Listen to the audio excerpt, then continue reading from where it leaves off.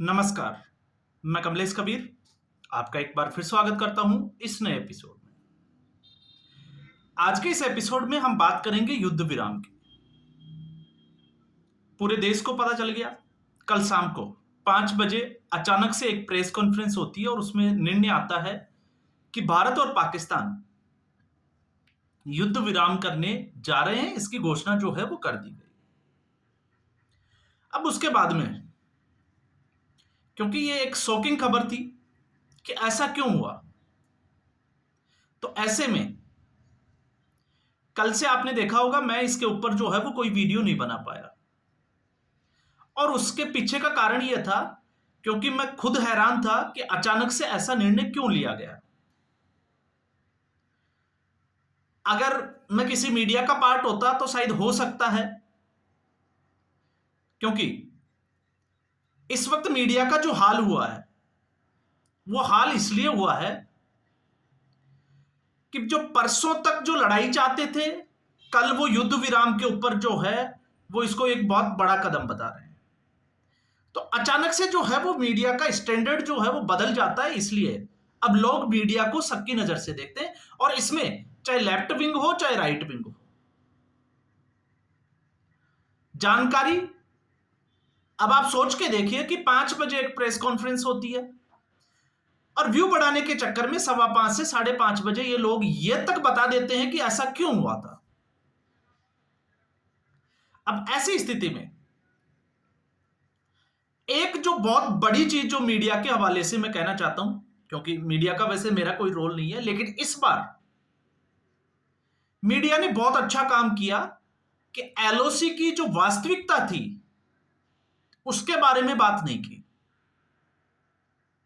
कुछ खबरें थी, अब आप उसको चाहे प्रोपेगेंडा कहिए चाहे टीआरपी का नाम दीजिए, लेकिन मीडिया ने आर्मी का पूरा जो है वो साथ दिया। इस बात में कतई जो है वो कोई बुराई नहीं है। अब आते हैं हम सीधा फैसले पे। युद्ध विराम का जो फैसला लिया गया, अब वो किन कारणों से लिया गया वो सरकार को अच्छे से पता है, और सरकार ने जो डिसीजन लिया है उसमें आप और हम कुछ नहीं कर सकते। लेकिन कोई भी निर्णय वो सही था या गलत था, उसका इंपैक्ट देखा जाता है कि आने वाले दिनों में उसका इंपैक्ट क्या होगा। अब अगर मैं मेरा विश्लेषण करता हूं, मेरा आकलन देखता हूं, तो मेरा आकलन ये कहता है कि शायद सेना को 2 दिन और मिलने चाहिए थे। युद्ध विराम नहीं होना चाहिए था, ये एक गलत स्टेप हो गया। अब मेरा अपना तर्क है, सरकार का अपना एक तर्क होगा। तो ऐसे जो है वो हम ये भी कह सकते हैं कि मैं जो है वो मैं खुद की सोच की बात कर रहा हूं, और सरकार जो है वो पूरे देश को रिप्रेजेंट करती है, तो उसका अपना एक तरीका होता है।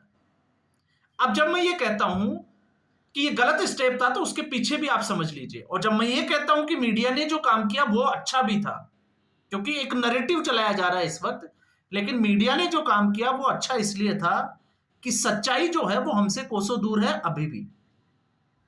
और कोसों दूर कैसे है? 7 मई को जब ऑपरेशन सिंदूर लॉन्च हुआ था, ऑपरेशन सिंदूर हुआ पाकिस्तान में, पूरी दुनिया ने देखा क्योंकि पाकिस्तान ने कबूल किया। लेकिन उसके बाद में जो घटनाक्रम हुआ एलओसी के ऊपर, उसको भारत की तरफ से छुपाया गया। अब ऐसी कुछ बातें जो है वो राष्ट्रहित की होती है, इसलिए मुझे लगता है कि ऐसे प्लेटफॉर्म पे उनका डिस्कस नहीं होना चाहिए।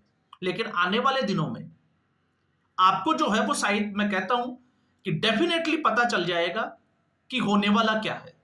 और मैंने आपको यह भी बोला था एक वीडियो में कि एक बड़ा फैसला लिया जाएगा, और वो बड़ा फैसला क्या था, मैं कुछ अलग सोच रहा था, लेकिन वो बड़ा फैसला ये हुआ कि युद्ध विराम हो गया। और कहानी ये थी उसके पीछे की, क्योंकि मैंने इसमें आपने देखा होगा जितने भी तमाम तरीके के जो मीडिया वाले हैं वो उस वास्तविकता से थोड़ा सा दूर थे। अब हर कोई जो है, जैसे मैं अपना अगर एक्सपीरियंस शेयर करता हूं, तो मैं कभी भी विदेश नीति के ऊपर कोई वीडियो नहीं बनाता।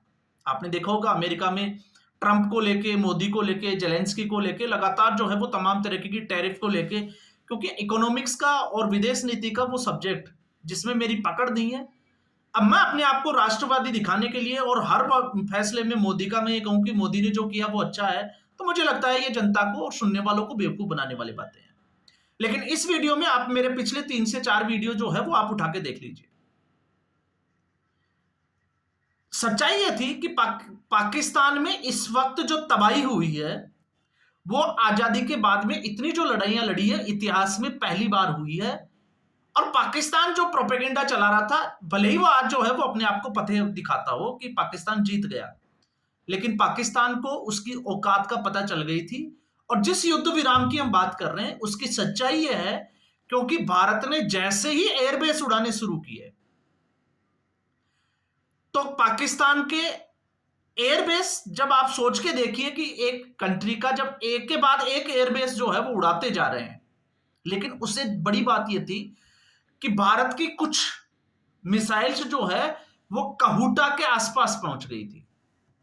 अब आप ये सोचोगे कि कहूटा क्या है। पंजाब प्रांत में कहूटा, जहां डॉक्टर कादिर खान की परमाणु लाइब्रेरी है। अब आप समझ गए होंगे क्यों? क्योंकि जो परमाणु फैक्ट्री है पाकिस्तान की, अगर भारत उसको उड़ाने में कामयाब हो जाता है, जो कि उसके बिल्कुल नजदीक पहुंच गया, तो फिर उसके बाद में पाकिस्तान के पास ज्यादा कुछ बचने वाला नहीं था। और यही एक वजह थी कि पाकिस्तान को सोचने पर मजबूर किया, पाकिस्तान घुटनों पर आया, और उसके बाद में सारा क्या घटनाक्रम चला इसके बारे में मैं कोई बात नहीं करना चाहता, क्योंकि जितनी जानकारी आपके पास है इस वक्त, क्योंकि सोशल मीडिया का जमाना है, उतनी ही जानकारी मेरे पास भी है।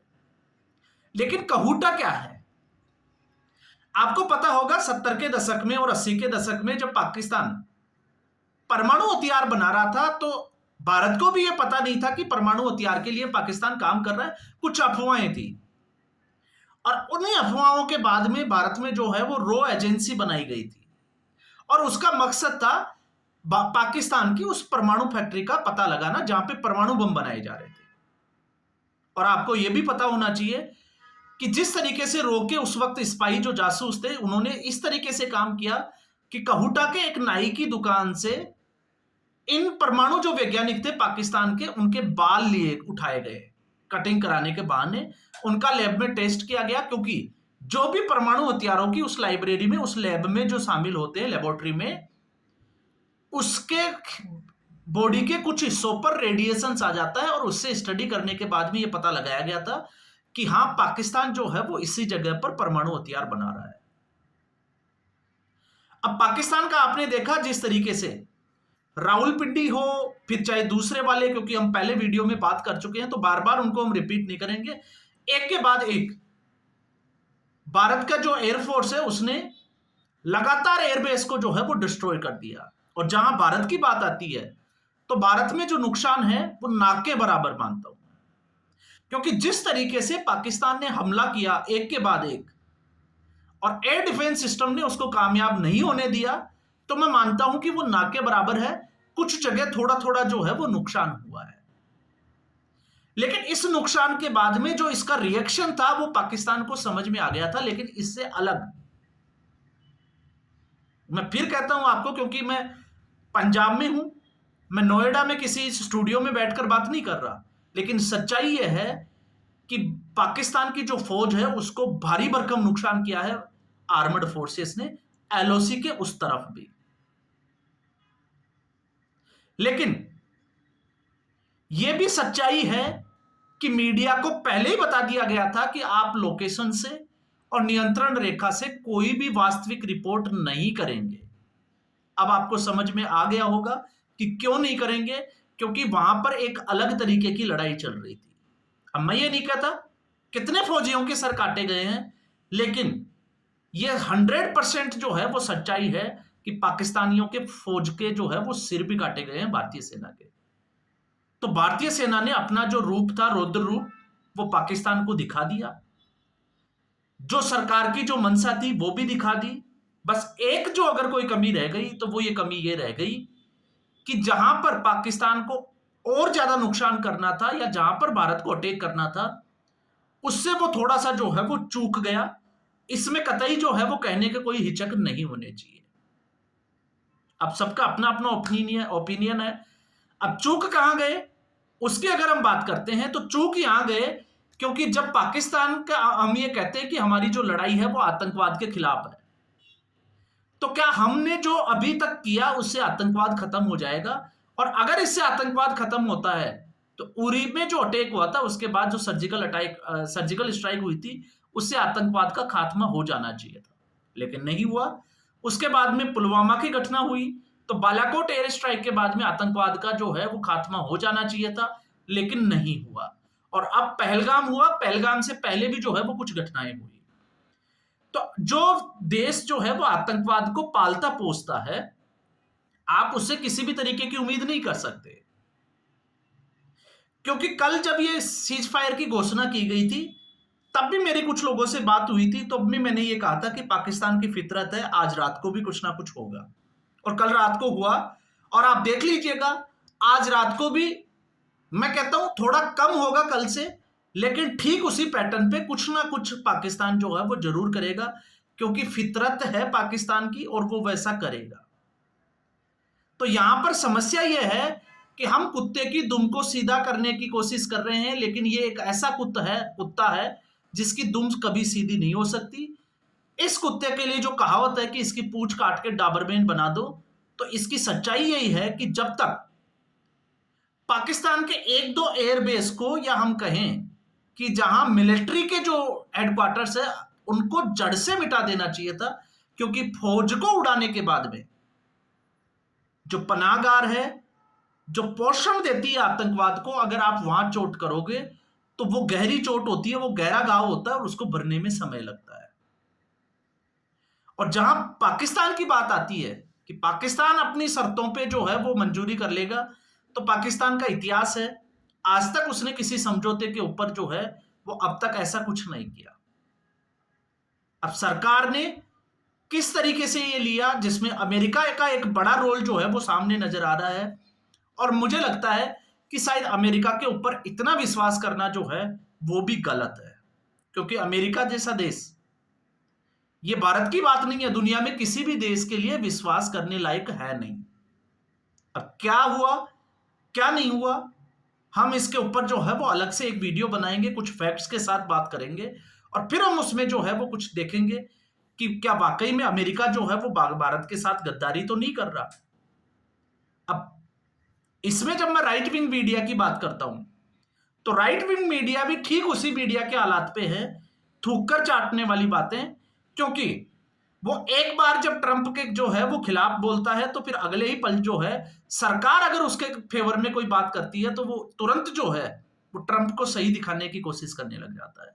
तो मुझे लगता है ये उन मीडिया वाले जो अपने आप को राष्ट्रवादी बोलते हैं, फैक्ट्स पे कोई काम नहीं करता, क्योंकि फैक्ट्स पे ये सच्चाई है कि फैक्ट्स पे जब काम करते हैं तो कम से कम एक वीडियो के लिए 2 से 4 घंटे चाहिए, और ये लोग फैक्ट्स पे बात नहीं करते। आपके सामने आपने देखा होगा, लैपटॉप निकालते हैं और अखबारों में और दूसरे चैनलों पे क्या चल रहा है उसको कॉपी पेस्ट मारते हैं, वहां से देखते रहते हैं, और आपको एक एक खबर जो है वो पढ़कर सुनाते हैं, और आपको लगता है कि ये बहुत अच्छी खबर दे रहे हैं।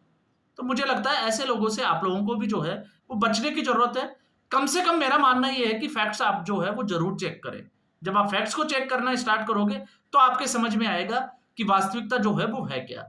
तो इस एपिसोड में तो फिलहाल यही, लेकिन अगले एपिसोड में हम जो है वो फिर एक नई जानकारी के साथ बात करने वाले हैं कि आखिर इस सीज फायर के पीछे की जो कहानी है वो क्या नजर आती है। तो इस एपिसोड में फिलहाल इतना ही। वीडियो को लाइक करें, शेयर करें, चैनल जरूर सब्सक्राइब करें। धन्यवाद।